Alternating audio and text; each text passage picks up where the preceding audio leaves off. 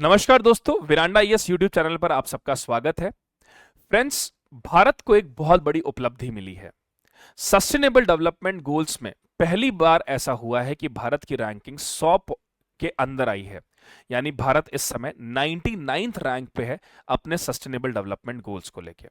हम सब ये जानते हैं सस्टेनेबल डेवलपमेंट गोल्स जो है यूनाइटेड नेशंस के द्वारा स्टार्ट किए गए हैं। इसका टारगेट है 2015 से 2030 तक।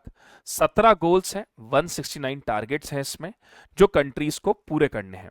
ऑल्दो ये लीगली बाइंडिंग नहीं है, लेकिन जितना ज्यादा आप इन टारगेट्स को पूरा करते हैं उतने ही प्रॉस्पेरस और एक क्लाइमेट रिस्पॉन्सिबल या हम कहें सस्टेनेबल रिस्पॉन्सिबल कंट्री आप बनते हैं। तो अगर हम बात करें वीडियो के फॉर्म में, तो India enters top 100 in UN sustainable development goal ranking for the first time. पहली बार हम टॉप 100 में आए हैं यूनाइटेड नेशंस के सस्टेनेबल डेवलपमेंट रैंकिंग में। हमारा रैंक 99th है और ये जो रैंकिंग आई है इसमें 167 कंट्रीज हैं, जिसमें भारत की रैंकिंग 99 है और इसमें हमारा स्कोर है 67। ये भी आपको मैं बता देता हूं, सस्टेनेबल डेवलपमेंट गोल्स का जो स्कोर होता है वो 0 से 100 के बीच में होता है। जितना ज्यादा स्कोर आपका होगा उतनी ही ज्यादा अच्छी रैंकिंग आपकी होती है। यानी कि अगर हम देखें तो जो टॉप कंट्रीज हैं वो ऑलमोस्ट सब 100 के बहुत नजदीक है।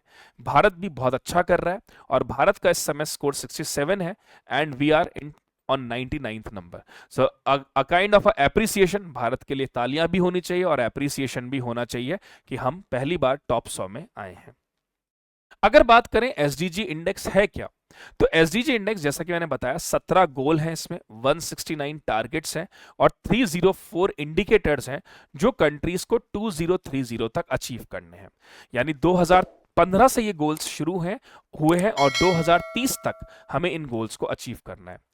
ये लीगली बाइंडिंग नहीं है और जितना आप बेहतर करते जाते हैं उतनी सस्टेनेबिलिटी में आपकी रैंक इंप्रूव होती जाती है। 2025 के एसडीजी इंडेक्स की बात करें तो इसको टॉप किया है फिनलैंड, स्वीडन और डेनमार्क ने। फिनलैंड फर्स्ट पोजीशन पे, स्वीडन सेकंड पे और डेनमार्क थर्ड पे। आप ये देखिए टॉप 20 परफॉर्मर्स में से जो 19 है वो यूरोपियन कंट्रीज से है। दैट मीन्स अगर हम बात करेंगे टॉप 20 में 19 जो कंट्रीज हैं वो यूरोपियन नेशंस की हैं। तो it's a incredible performance done by the European countries. फिर अगर हम बात करें जो अभी रिपोर्ट आई है, जो ये अभी रिपोर्ट आई है, इसमें कुछ इंपॉर्टेंट पॉइंट्स हैं जिनको मैं डिस्कस करना चाहूंगा। ग्लोबल एसडीजी प्रोग्रेस की बात करें तो अभी यहां पर सिर्फ 17% टारगेट्स ही अब तक अचीव हुए हैं। ये एक बहुत चिंता का विषय है। मतलब दुनिया भर में जितने भी देश एसडीजीज के लिए काम कर रहे हैं, only 17% of SDG targets are on track. यानी कि ग्लोबल प्रोग्रेस में एक बहुत बड़ा स्लो डाउन देखा गया है। अगर हम बात करें सबसे तेज ग्रोथ कहां हुई है, तो ईस्ट और साउथ एशिया में सबसे तेज ग्रोथ है। इंडिया बांग्लादेश से आगे है, पाकिस्तान से आगे है, लेकिन भूटान, नेपाल और श्रीलंका और मालदीव्स हमसे इस समय आगे हैं। अगर हम बात करें एसडीजीज में तो बहुत सारी कंट्रीज ने कहां कहां पे अच्छी ग्रोथ हासिल करी है। सर्विस और इंफ्रास्ट्रक्चर में बहुत अच्छी ग्रोथ है। मोबाइल ब्रॉडबैंड और इंटरनेट यूज में ग्रोथ हुई है, स्पेशली एसडीजी 9 की बात करें। इलेक्ट्रिसिटी एक्सेस जो एसडीजी 7 है उसमें भी अच्छी ग्रोथ हुई है। और अंडर 5 और नियोनेटाल मॉर्टेलिटी को कम करना यानी एसडीजी 3 में भी कंट्रीज ने बहुत अच्छी प्रोग्रेस की है, स्पेशली साउथ एशिया और ईस्ट एशिया में। अगर हम बात करें मेजर चैलेंजेस जो अभी इस समय एक बहुत बड़े सिरदर्द बने हुए हैं, या हम कहें पूरी इकोनॉमीज के लिए, पूरी वर्ल्ड इकोनॉमीज के लिए सबसे चैलेंजिंग है, वो है एक तो एसडीजी 2। ओबेसिटी रेट जो है वो हमारे यहां पे बहुत ज्यादा है, मतलब कंट्रीज वाइड लेवल पे। प्रेस फ्रीडम में भी रेस्ट्रिक्शंस हैं अभी भी। उसके अलावा nitrogen management again a problem, red list index में प्रॉब्लम है और करप्शन भी अभी बहुत ज्यादा है। ये वो मेजर चैलेंजेस हैं जिसकी वजह से हम ये कह रहे हैं कि एसडीजी रैंकिंग्स में अभी भी देश जो है वो सिर्फ 17% ट्रैक पर है एसडीजी गोल्स को फुलफिल करने में। आगे अगर हम बात करें तो ये एक बहुत अच्छा इमेज है जो एसडीजी डैशबोर्ड के बारे में बताता है। इसमें जो डार्क रेड कलर है वो ये बताता है कि अभी चैलेंजेस कहां कहां पे हैं। तो SDG 2 जीरो हंगर एक बहुत बड़ा चैलेंज है। गुड हेल्थ और वेलबींग ये एक बहुत बड़ा चैलेंज है। जेंडर इक्वालिटी ये एक बड़ा चैलेंज है। इंडस्ट्री इनोवेशन और इंफ्रास्ट्रक्चर यहां पर भी चैलेंज है। सस्टेनेबल सिटीज एंड कम्युनिटीज में चैलेंज है। लाइफ बिलो वाटर में चैलेंज है। लाइफ ऑन लैंड में चैलेंज है। और पीस, जस्टिस एंड स्ट्रांग में चैलेंज है। अगर हम बात करें ऑन ट्रैक कहां कहां पर चीजें बेहतर हुई हैं, तो बेहतर दिख रहा है, एक तो हमें पॉवर्टी की कम हुई है देशों में, और दूसरा क्वालिटी एजुकेशन हमें दिखा है। अगर हम ये कहें एसडीजी अचीव किस में हुआ है, तो एसडीजी अचीव अभी कहीं पर भी नहीं हुआ है। कहीं पर किसी भी कोई भी एसडीजी ऐसा नहीं है जो अचीव हुआ है। इंप्रूवमेंट हो रहे हैं, जैसे वर्क कंडीशंस में इंप्रूव है, क्लीन एनर्जी में इंप्रूवमेंट है, थोड़ा सा अगर हम देखें लाइफ बिलो वाटर में इंप्रूवमेंट है। लेकिन जो मेजर कंसर्न्स हैं, जो सिग्निफिकेंट चैलेंजेस हैं, वो मैंने आपको बताया कि सिग्निफिकेंट चैलेंजेस कहां कहां पर ज्यादा दिखते हैं। फिर अगर हम बात करें कि एसडीजी के कोर प्रिंसिपल क्या है, what are the core principle of sustainable development goal, तो first of all they are applicable to all countries. इसकी सबसे अच्छी चीज ये है कि एसडीजीज की यूनिवर्सैलिटी है, मतलब they are applicable to all countries whether they are developed और डेवलपिंग। दूसरा इंटीग्रेशन, सारे गोल्स आपस में इंटरलिंक्ड है। एक की प्रोग्रेस अपने आप ऑटोमेटिकली दूसरे की प्रोग्रेस दिखाती है, दूसरे से तीसरे की प्रोग्रेस दिखती है। तीसरा, लीव नो वन बिहाइंड, यहां पे कोई भी हम किसी को भी पीछे नहीं छोड़ रहे हैं। पूरी इंक्लूसिव ग्रोथ की बात हो रही है, चाहे मार्जिनलाइज सेक्शन हो, चाहे वल्नरेबल ग्रुप हो। और यहां पे ना सिर्फ ये गवर्नमेंट के लिए, बिजनेसेस के लिए, सिविल सोसाइटी के लिए, इंडिविजुअल्स के लिए, सब इसमें कोलैबोरेटिवली काम करते हैं। So it a multi stakeholder approach, जहां पे गवर्नमेंट भी काम कर रही है, बिजनेसेस भी काम कर रहे हैं, सिविल सोसाइटी भी काम कर रही है, और सिटीजन्स भी काम कर रहे हैं। तो इतनी बड़ी सोच के साथ एसडीजी इज एक्चुअली वर्किंग।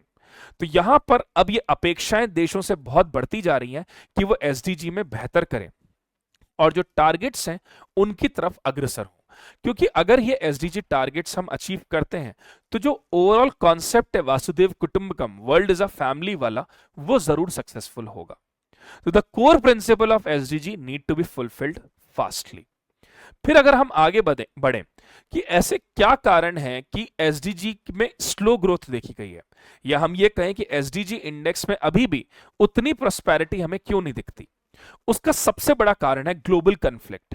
जो पूरी दुनिया में ग्लोबल कन्फ्लिक्ट है, चाहे रशिया यूक्रेन हो, चाहे इसराइल ईरान हो, अभी हाल फिलहाल में थोड़ा इंडिया पाकिस्तान का भी कंसर्न हुआ था, तो ग्लोबल कन्फ्लिक्ट से लगभग 120 million people they are forcefully displaced. Second, climate finance gap. United Nations framework convention on climate change ने बोला है कि डेवलपिंग कंट्रीज को लगभग $6 ट्रिलियन चाहिए अपने क्लाइमेट गोल्स को फुलफिल करने के लिए बाय 2030। यानी जो डेवलपिंग कंट्रीज है उनको $6 ट्रिलियन की मदद चाहिए, तब जाके वो अपने गोल्स की तरफ परफॉर्म कर पाएंगे। पेंडेमिक्स जैसे कोविड-19 पेंडेमिक ने पूरी दुनिया को हिला दिया था। पॉवर्टी इरेडिकेशन में दिक्कत आई, हेल्थ केयर सिस्टम वीक हुए, और सबसे बड़ी बात एजुकेशन एक्सेस पर भी रोक हुई। तो ये जो पेंडेमिक आया, इसने भी एक तरह की तबाही इतनी ज्यादा मचाई कि एसडीजी गोल्स में कंट्रीज पीछे रह गई। फिर एनवायरमेंटल प्रेशर, क्लाइमेट चेंज की जो प्रॉब्लम है ये इतनी बड़ी बनती जा रही है कि जिसकी वजह से ग्लोबल वार्मिंग जैसी सिचुएशन हो रही है। क्लाइमेट चेंज की वजह से आप देखिए डिस्प्लेसमेंट हो रहा है, लोगों का माइग्रेशन हो रहा है, बढ़ रहा है लगातार। फिर डिजास्टर्स, हर कहीं ना कहीं अर्थक्वेक, फ्लड, साइक्लोन, इनसे डिस्प्लेसमेंट होता है, इनसे गरीबी बढ़ती है, इनसे माइग्रेशन बढ़ता है, और सबसे बड़ी बात फूड सिक्योरिटी की प्रॉब्लम होती है। तो अगर हम कहें कि these are the major problems, these are the major issues, जिनकी वजह से ये एसडीजी गोल्स को पूरा करने में अभी समय लग रहा है।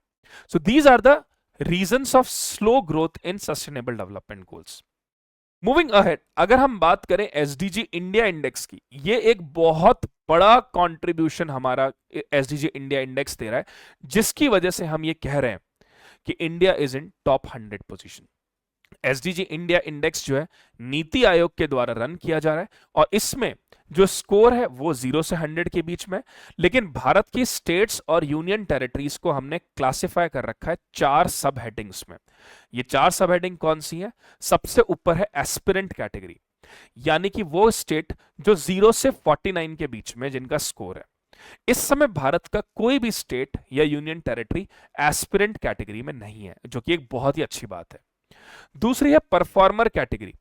इनमें वो स्टेट्स हैं जिनका स्कोर 50 टू 64 के बीच में। भारत के काफी सारे स्टेट्स परफॉर्मर कैटेगरी में भी हैं। तीसरा है फ्रंट रनर कैटेगरी।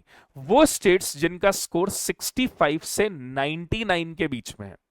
जिन स्टेट्स का स्कोर 65 से 99 के बीच में है, they are in front runner category, जिसमें इंडिया के काफी सारे स्टेट्स हैं। एंड लास्टली अचीवर स्टेट, जिनका स्कोर 100 है।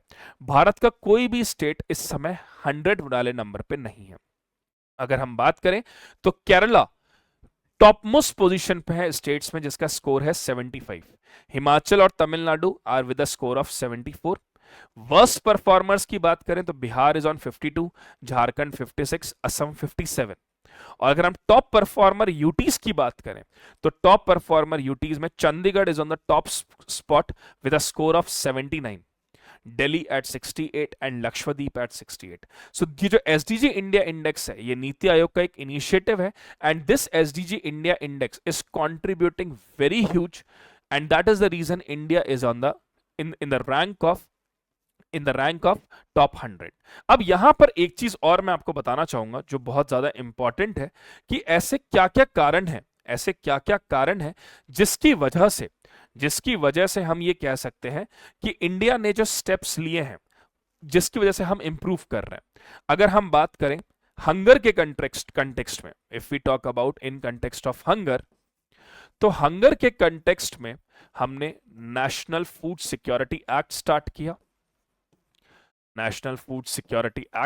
किया। We had started Poshan Abhiyan, हमने पोषण अभियान शुरू किया। इसके अलावा if we talk about clean fuel, we had started Pradhan Mantri Ujjwala योजना, providing LPGs to the people, to the females especially, direct benefit transfers. If we talk about sanitation के लिए we had done स्वच्छ भारत अभियान।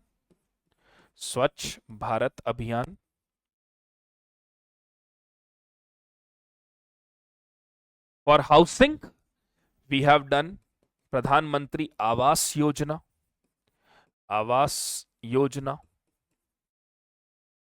For financial inclusion, we promoted Pradhan Mantri Jan Dhan account, PM Jan Dhan Yojana. Apart from that, for child mortality, we have Mission Indradhanush, covering 7 diseases. Indradhanush.